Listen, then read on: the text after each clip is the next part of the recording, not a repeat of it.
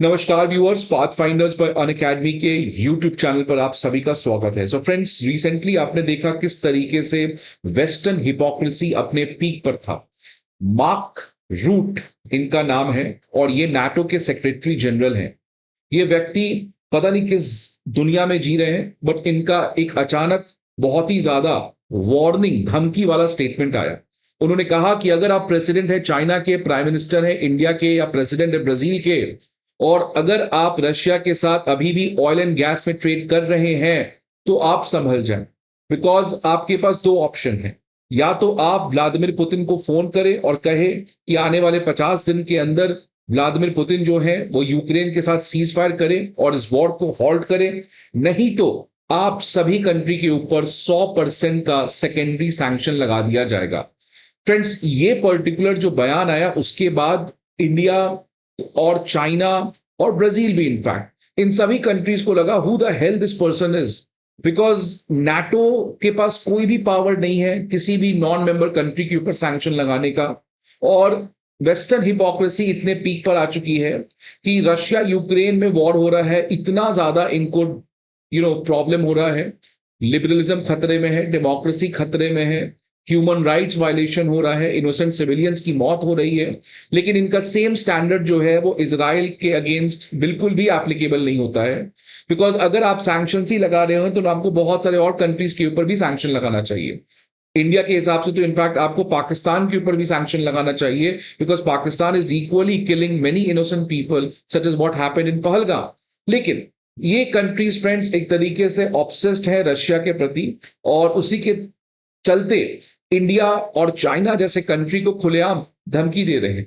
उसके बाद फ्रेंड्स, भारत की तरफ से कल मैंने आपको एक वीडियो बताया था कि हमारे फॉर्मर डिप्लोमेट केबी फैबियन ने कहा कि आप इस हिपोक्रेसी को बंद करें। अब फाइनली जो हमारी मिनिस्ट्री ऑफ एक्सटर्नल अफेयर्स है उसका एक प्रेस स्टेटमेंट आया रणधीर जायसवाल जी का, और उस रिपोर्ट में उन्होंने क्लियर कह दिया कि नाटो और वेस्ट को they should be caution against the double standards. मतलब उनको एक तरीके से संभल कर चलना चाहिए, उनको डबल स्टैंडर्ड्स नहीं शो करना चाहिए।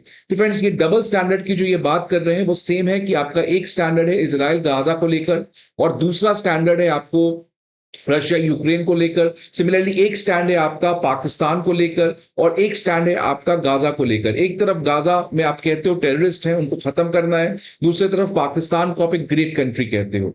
तो फ्रेंड्स, यहां पर एमईए की तरफ से भी अब एक ऑफिशियल धमकी आया है नाटो को कि आप संभल के चले, आप 100% का टैरिफ ये सब धमकी ना दें। In fact you have to have introspection, आप खुद अपने गिरबान में झांक कर देखें कि किस हद तक डबल स्टैंडर्ड्स को आप शोकेस करते हैं। तो फ्रेंड्स, अब ऑफिशियली भारत सरकार की तरफ से यहां पर रिएक्शन आया है। और अब इसके बाद फ्रेंड्स एक और ऐसी खबर आ रही है जो काफी सरप्राइजिंग है कि भारत ने एक तरीके का हिंट दे दिया है कि वो ट्राइलैटरल इनिशिएटिव रशिया और चाइना के साथ जल्द ही आने वाले समय में स्टार्ट कर सकता है।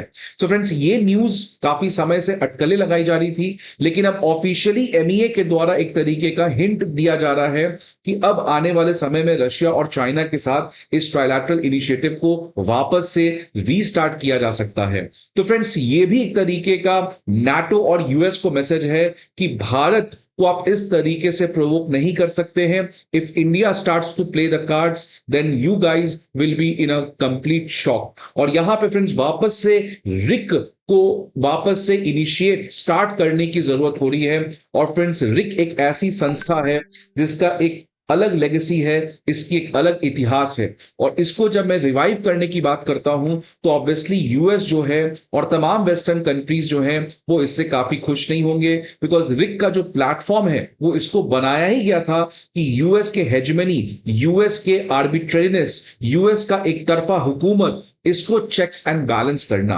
तो फ्रेंड्स, रिक का रिवाइवल अगर होता है तो ये एक बहुत बड़ा स्टेप भारत का यहां पर हो सकता है। और प्रोबेबली एससीओ समिट में, जहां पे अब ये कंफर्म हो चुका है बहुत हद तक कि पुतिन तो जा ही रहे हैं, बट प्राइम मिनिस्टर मोदी भी अब चाइना जाने वाले हैं, तो क्या इन तीनों लीडर्स का एक रिक ट्राइलैटरल एससीओ के साइडलाइंस में होता है? इसके ऊपर निगाहें फ्रेंड्स आज वर्ल्ड के तमाम जियोपॉलिटिकल एक्सपर्ट्स के ऊपर है। अब फ्रेंड न्यूज क्या देख सकते हैं कि इंडिया ने अपना इच्छा जाहिर किया है कि जो रिक ट्राइलैटरल डायलॉग है जो बहुत समय से बंद पड़ा है, इसको वापस से हम रीस्टार्ट कर सके। ये तब आ रहा है फ्रेंड्स जब मॉस्को और बीजिंग ने इसके लिए रिक्वेस्ट भी किया। ये दोनों इंटरेस्टेड है इस समय, चाइना और रशिया। भारत ही इंटरेस्टेड नहीं था, लेकिन अब भारत जो है वो इस तरीके के नाटो के धमकी और इस तरीके का कोर्सिव जियोपॉलिटिक्स की वजह से अब भारत को भी लग रहा है कि रिक को इनिशिएट करना जो है वो जरूरी है। अब फ्रेंड्स एमईए ने क्या कहा? एमईए ने कहा कि रिक जो है वो एक कंसल्टेटिव फॉर्मेट है, एक मैकेनिज्म है जहां पे 3 कंट्रीज आपस में आकर ग्लोबल और रीजनल इश्यूज के ऊपर डिस्कस कर सके। सबसे सरप्राइजिंग रणधीर जायसवाल जी ने कहा कि जो शेड्यूल है, ये शेड्यूल वो रिक की बात कर रहे हैं कि ये जो रिक का शेड्यूल है ये आपस में तीनों कंट्रीज मिलके आने वाले समय में डिसाइड करेंगे इन अ म्यूचुअली कन्वीनियंट मैनर। मतलब तीनों कंट्रीज के जो लीडर्स हैं उनकी अवेलेबिलिटी के हिसाब से ये जो रिक का मीटिंग होगा इसको लेकर शेड्यूल किया जा सकता है। तो फ्रेंड्स यहां पर रणधीर जायसवाल जी ने इस बात को डिनाई भी नहीं किया कि रिक जो है उसमें भारत इंटरेस्टेड नहीं है, और साथ ही साथ एमईए स्पोकपर्सन ने यह भी कहा कि तीनों लीडर्स का कन्वीनियंस होना जरूरी है। मतलब भारत के जो कोर थिंग्स हैं जिससे कि चाइना जो है वो पाकिस्तान को सपोर्ट करता है टेररिज्म को लेकर, अगर चाइना इस चीज को नहीं मानता है तो भारत भी कन्वीनियंट नहीं रहेगा। तो एक बहुत ही स्मार्ट यहां पर रणधीर जायसवाल जी का स्टेटमेंट आया जहां पर उन्होंने कहा है कि हम इसको डिनाई भी नहीं करते हैं, लेकिन ऑब्वियसली इसके कुछ टर्म्स एंड कंडीशंस हैं, तीनों लीडर्स के कन्वीनियंस को होना बहुत जरूरी है।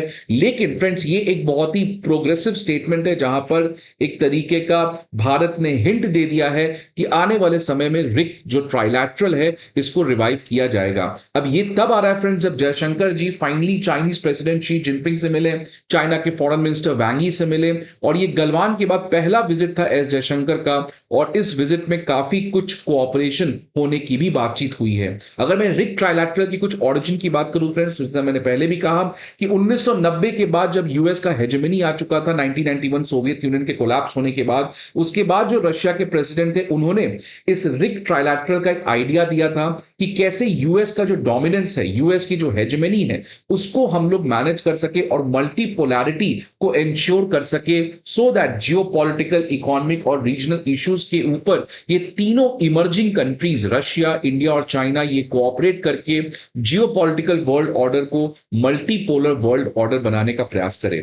और इस रिक ट्राइलैटरल का सबसे लैंडमार्क मोमेंट था 2007 में, जब आप देख सकते हैं फ्रेंड्स भारत के फॉरेन मिनिस्टर उस समय प्रणब दा, फॉरेन मिनिस्टर ऑफ चाइना ला जॉक्सिंग, और ये आप जानते होंगे फ्रेंड्स सर्गिय लावरोव जो उस समय भी रशिया के फॉरेन मिनिस्टर थे, और ये तीनों का जो रिक ट्राइलैटरल हुआ था that was a landmark because वहां से इन तीनों के बीच में स्ट्रेटेजिक कोऑपरेशन स्टार्ट हुई। लेकिन फ्रेंड्स 2012 के बाद जब चाइना में प्रेसिडेंट शी जिनपिंग आए, उसके बाद इंडिया चाइना की टेंशंस बढ़ी, चाइना रशिया का डिपेंडेंस बढ़ा, इंडिया का खुद यूएस के साथ रिलेशन बढ़ा, रशिया के साथ जो हमारा रिलेशन है वो थोड़ा सा घटा, और 2020 के इंडिया चाइना टेंशंस के बाद ये जो रिक में एक तरीके से भाईचारा थी वो बहुत हद तक कम हो गई, और तीनों कंट्रीज खासकर इंडिया और चाइना के बीच में काफी ज्यादा प्रॉब्लम्स हुए, जिसकी वजह से रिक जो है वो काफी स्लो डाउन मोड में चला गया। लेकिन फ्रेंड्स रिक की सबसे बड़ी उपलब्धि आप देख सकते हैं 2020 में जब गलवान हुआ, उसके बाद रशिया ने 2021 में रिक ट्राइलैटरल को कन्वीन किया, जहां पर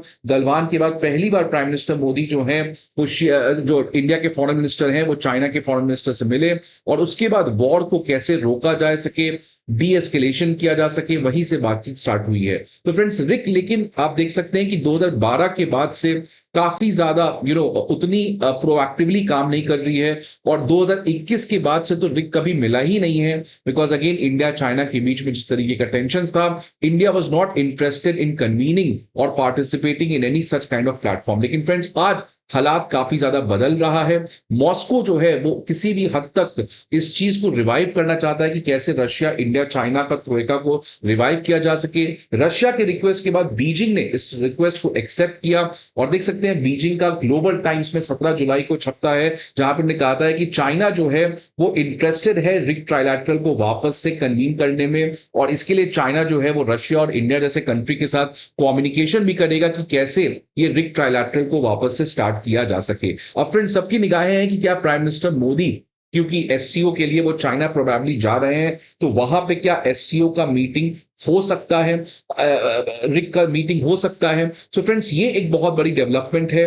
अब जैसे जैसे अमेरिका और वेस्टर्न कंट्रीज वापस से अपने, खासकर अमेरिका जो है वो अपने डिक्लाइन को बचाने के लिए एग्रेसिव फॉरेन पॉलिसी कर रहा है, उसके बीच में आज भारत के लिए बहुत इंपॉर्टेंट हो चुका है कि भारत जो है वो इस यूएस हिपोक्रेसी के अगेंस्ट अपने नेशनल इंटरेस्ट को हेज करे, और हेजिंग के लिए दोनों कैंप्स के साथ हमें इक्वल रिलेशन बना के रखना पड़ेगा, और वही यहाँ पे भारत करते हुए नजर आ रहा है। तो फ्रेंड्स, क्या आपके क्या एक्सपेक्टेशन है? क्या आरआईसी प्लेटफॉर्म को हमें ऑपरेट करना चाहिए, या रिक को छोड़कर हमें क्वाड में एग्रेसिवली पुश करना चाहिए?